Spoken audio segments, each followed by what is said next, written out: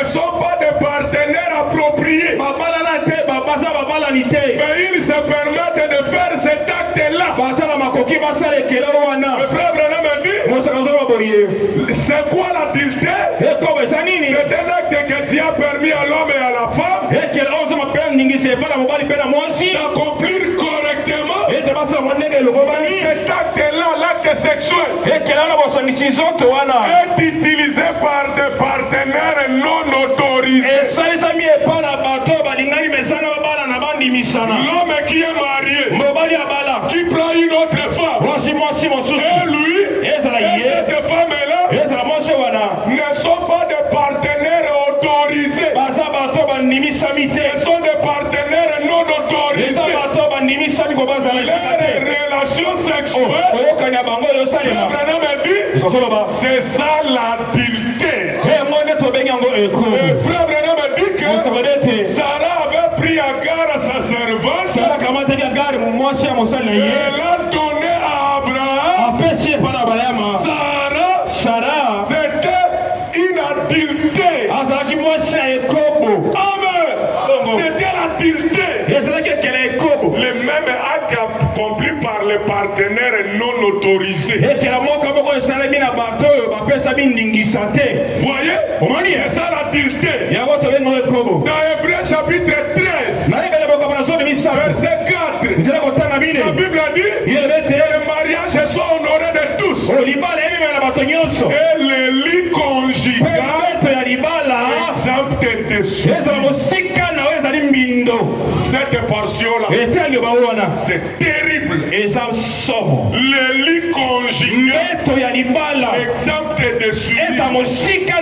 tout rapport sexuel en dehors de la voie tracée par Dieu. Même si votre mariage a été béni par le pasteur, c'est de la suite. Et Dieu vous attend à la barre du jugement. La Bible dit que Dieu jugera les adultères et les débauchés. Tout rapport sexuel par la voie non autorisée. Permettez-moi de vous le dire. Nous sommes là pour arracher les âmes des fils et des filles.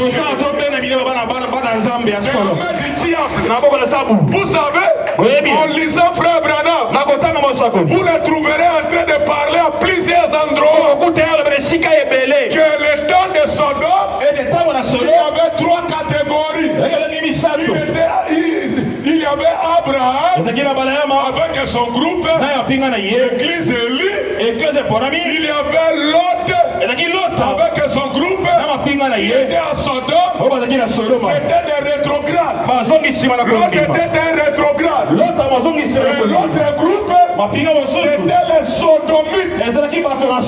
Prenez le mot sodomite. Revenez dans le dictionnaire.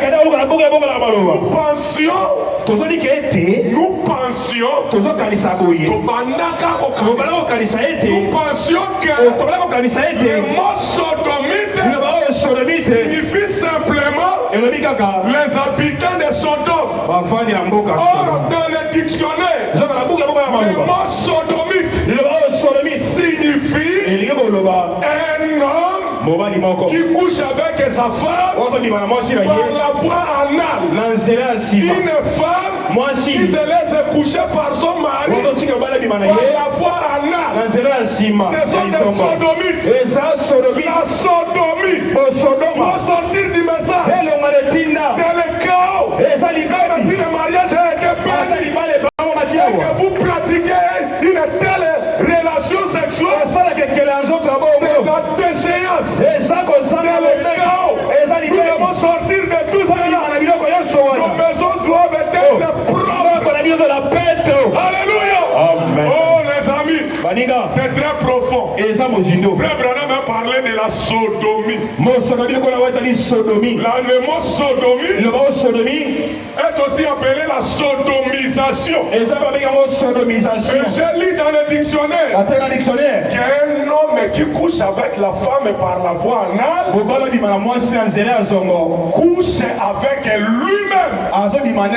Et ce péché-là, Dieu a détruit Sodome et Gomorrhe, à cause de ce péché, et aujourd'hui, le monde est rempli par cela. C'est terrible. Il y a d'autres qui entrent dans le monde satanique pour avoir le pouvoir, de puissance. Ils sont devenus des sodomites. Le monde est rempli par cela.